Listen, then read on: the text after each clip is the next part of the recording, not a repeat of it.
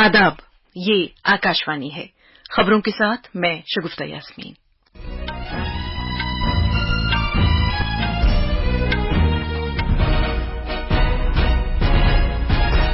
वज़ीर-ए-आज़म नरेंद्र मोदी 2 मुल्कों पोलैंड और यूक्रेन के अपने दौरे के पहले मरहले में वारसा पहुंच गए हैं।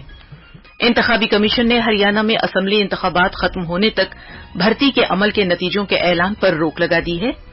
सदर जमहूरिया द्रौपदी मुर्मू ने दूरदराज के इलाकों में इंटरनेट की बढ़ती हुई रसाई के तनाजुर में ऑनलाइन रोजगार की सताइश की है।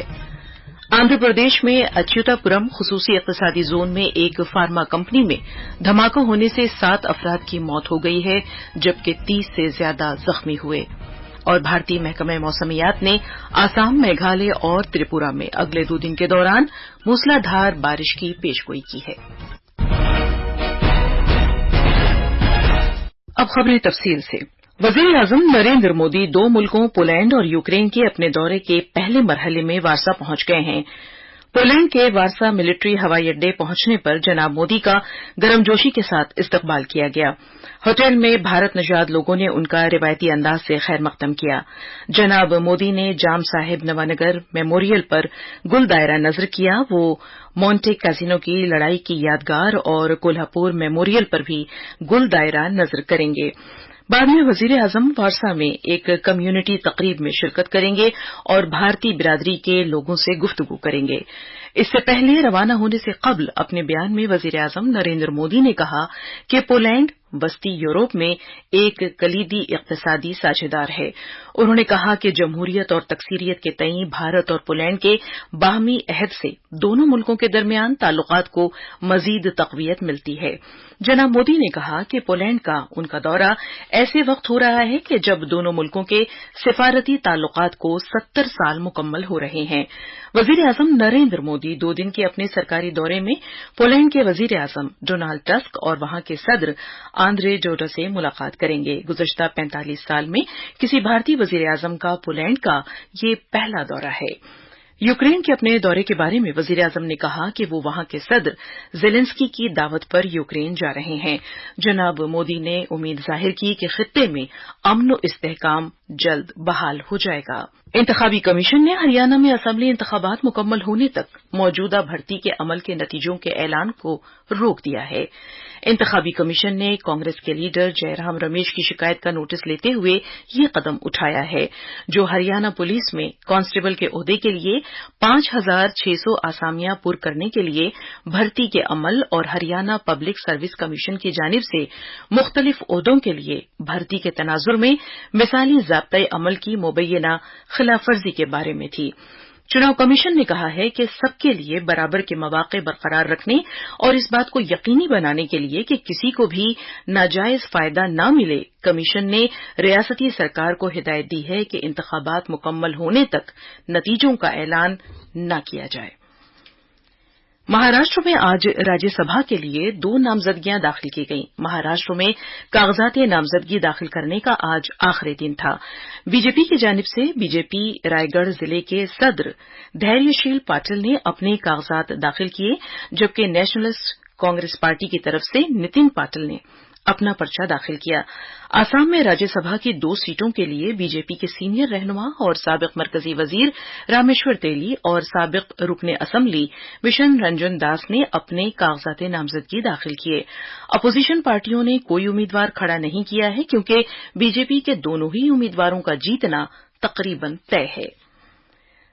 सदर जमहूरिया द्रौपदी मुर्मू ने दूरदराज के इलाकों में इंटरनेट की बढ़ती हुई रसाई के तनाजुर में ऑनलाइन रोजगार के मौके पैदा होने की सताइश की है। उन्होंने जोर देकर कहा कि टेक्नोलॉजी का इस्तेमाल पायदार तरक्की और मफाद आमा के लिए किया जाना चाहिए, क्योंकि इसका गलत इस्तेमाल तबाहकुन साबित हो सकता है। सदर जमहूरिया आज हरियाणा के फरीदाबाद में साइंस और टेक्नोलॉजी की जेसी बोस यूनिवर्सिटी के तकसीम असनाद के 5वें जलसे की तकरीब से खिताब कर रही थीं। मोहतरमा द्रौपदी मुर्मू ने कहा कि सरेदस्त पूरी दुनिया चौथे सनती इनकलाब के दौर से गुजर रही है और भारत दस्तयाब मौकों से फायदा उठाने और इसके चैलेंजों का सामना करने के लिए तैयार है। आज टेक्नोलॉजी के विकास से उन्नति के कई मार्ग खुले हैं। जैसे दूर दराज के क्षेत्र में इंटरनेट पहुंचने इससे ऑनलाइन रोजगार के अनेक अवसर पैदा हुए हैं, लेकिन हमें याद रखना चाहिए कि टेक्नोलॉजी का उपयोग समुचित एवं सतत विकास और जनहित के लिए ही हो। इसका गलत प्रयोग विनाशकारी हो सकता है। वजीर खजाना निर्मला सीतारमण ने इनकम टैक्स महकमे पर जोर दिया है कि वो मुताल्लिका लोगों को भेजे जाने वाले नोटिस की जबान को सहल और आसान बनाए ताकि टैक्स दहिंदगान में किसी तरह का खौफ पैदा न हो।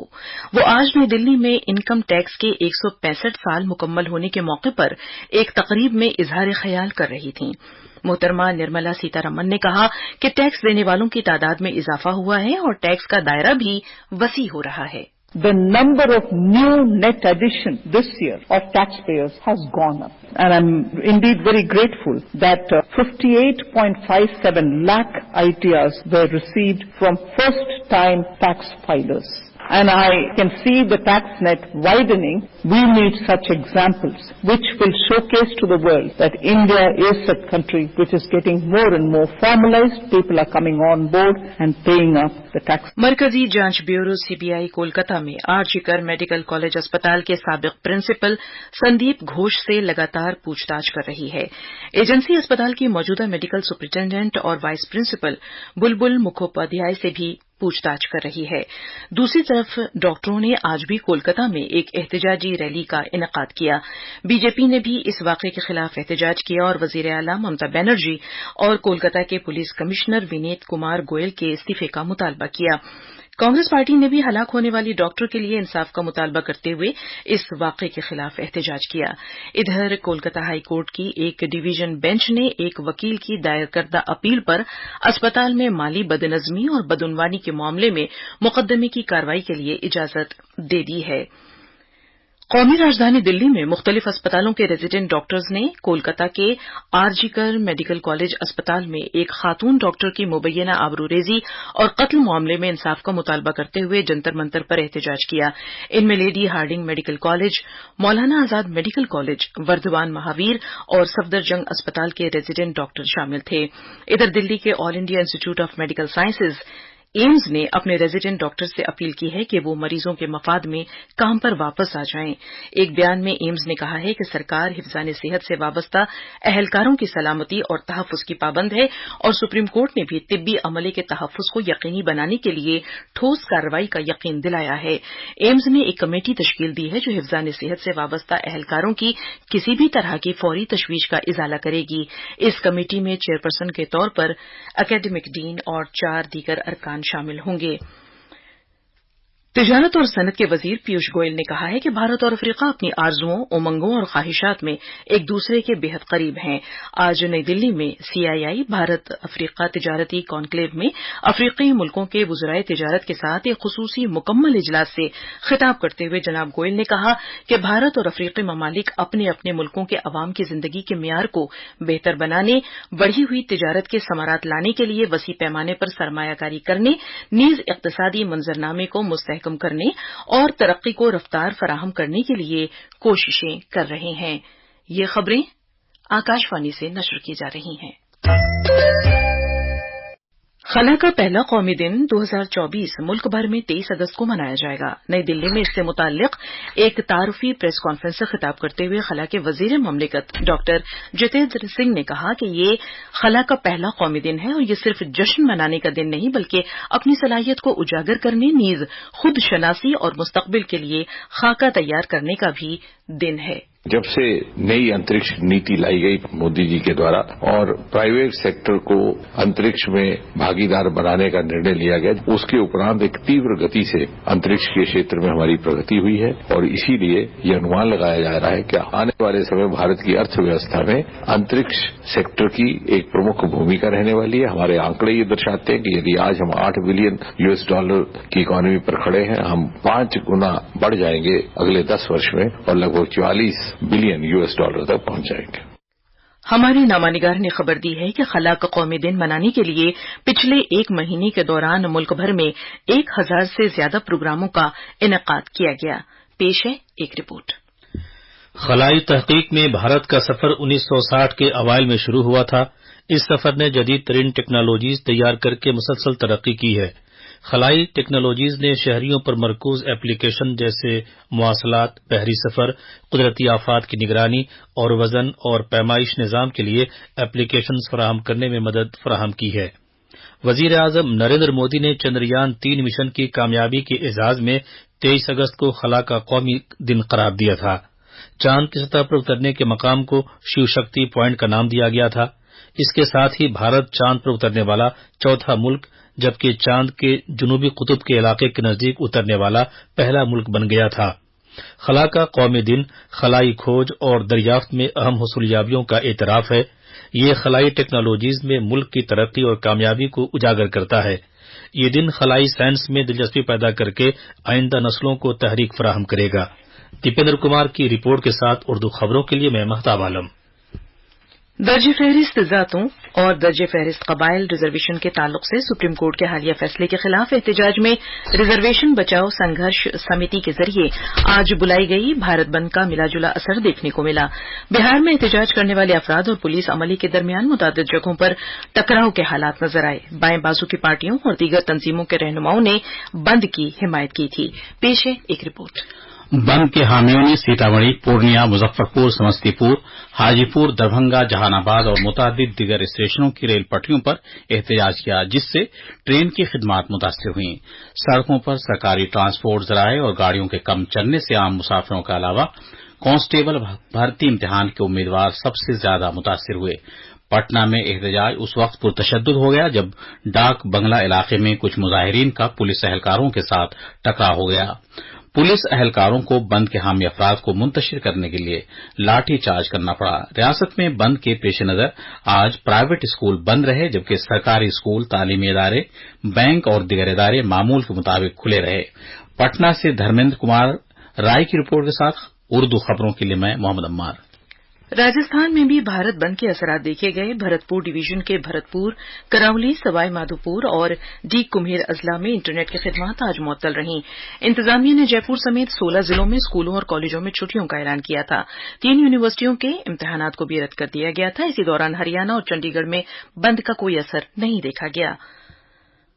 آندھرا پردیش میں اناکاپلی ضلع میں اچیوتا پورم خصوصی اقتصادی زون میں ایسنشیا فارما کمپنی میں ری ایکٹر میں دھماکہ ہونے سے 7 افراد کی موت ہو گئی ہے، جبکہ 30 سے زیادہ افراد شدید طور پر زخمی ہوئے ہیں۔ ضلع حکام نے بتایا کہ زخمیوں کو علاج کے لیے مختلف اسپتالوں میں داخل کرا دیا گیا ہے۔ ریاست کے وزیر اعلیٰ چندر بابو نائیڈو نے اس واقعے میں لوگوں کی موت پر رنج و غم کا اظہار کیا ہے۔ انہوں نے ضلع کلکٹر کو ہدایت دی ہے کہ متاثرہ افراد کو امداد فراہم کی جائے۔ جناب نائیڈو نے اعلان کیا کہ سرکار مرنے والوں کے اراکین خاندان کی مدد کرے گی۔ جھارکھنڈ کے سابق وزیر اعلیٰ اور جھارکھنڈ مکتی مورچہ کے لیڈر چمپئی سورین نے پارٹی کے اندر بڑھتی ہوئی کشیدگی کے اطلاعات کے تناظر میں نئی سیاسی پارٹی بنانے کا اعلان کیا ہے۔ جناب چمپئی سورین نے کہا کہ کارکنوں کے ساتھ صلاح و مشورے کے بعد نئی پارٹی کے نام کا اعلان کیا جائے گا۔ جموں کشمیر میں غلط جانکاری پھیلانے کی روک تھام اور آنے والے اسمبلی انتخابات میں چناؤ عمل کے منصفانہ ہونے کو برقرار رکھنے کے لیے جموں اور سری نگر میں اعلی انتخابی افسر کے دفاتر میں کمان اور کنٹرول مراکز قائم کیے گئے ہیں۔ بھارتی محکمہ موسمیات نے آسام، میگھالیہ اور تریپورہ میں اگلے 2 دن کے دوران موسلادھار بارش کی پیشگوئی کی ہے۔ اگلے 24 گھنٹے کے دوران کیرالہ میں بھی شدید سے لے کر بہت شدید بارش ہونے اور لکشدیپ میں انتہائی تیز بارش ہونے کا امکان ہے۔ محکمہ موسمیات نے اگلے چند روز کے دوران اتراکھنڈ، جموں کشمیر، لداخ، ہماچل پردیش، اتر پردیش، مشرقی راجستھان، پنجاب، ہریانہ اور دلی میں ہلکی سے لے کر اوسط بارش کی پیشگوئی کی ہے۔ ادھر اگلے 7 دن کے دوران مدھیہ پردیش، کونکن، گوا اور گجرات خطے میں بھی موسلادھار بارش ہونے کا امکان ہے۔ اور آخر میں خاص خبریں ایک بار پھر سن لیجیے۔ وزیر اعظم نریندر مودی 2 ملکوں پولینڈ اور یوکرین کے اپنے دورے کے پہلے مرحلے میں وارسا پہنچ گئے ہیں۔ انتخابی کمیشن نے ہریانہ میں اسمبلی انتخابات ختم ہونے تک بھرتی کے عمل کے نتیجوں کے اعلان پر روک لگا دی ہے۔ صدر جمہوریہ دروپدی مرمو نے دور دراز کے علاقوں میں انٹرنیٹ کی بڑھتی ہوئی رسائی کے تناظر میں آن لائن روزگار کی ستائش کی ہے۔ آندھرا پردیش میں اچیوتا پورم خصوصی اقتصادی زون میں ایک فارما کمپنی میں دھماکہ ہونے سے 7 افراد کی موت ہو گئی ہے، جبکہ 30 سے زیادہ زخمی ہوئے۔ اور بھارتی محکمہ موسمیات نے آسام، میگھالیہ اور تریپورہ میں اگلے 2 دن کے دوران موسلادھار بارش کی پیشگوئی کی ہے۔ اس کے ساتھ ہی خبروں کا یہ بلیٹن ختم ہوا۔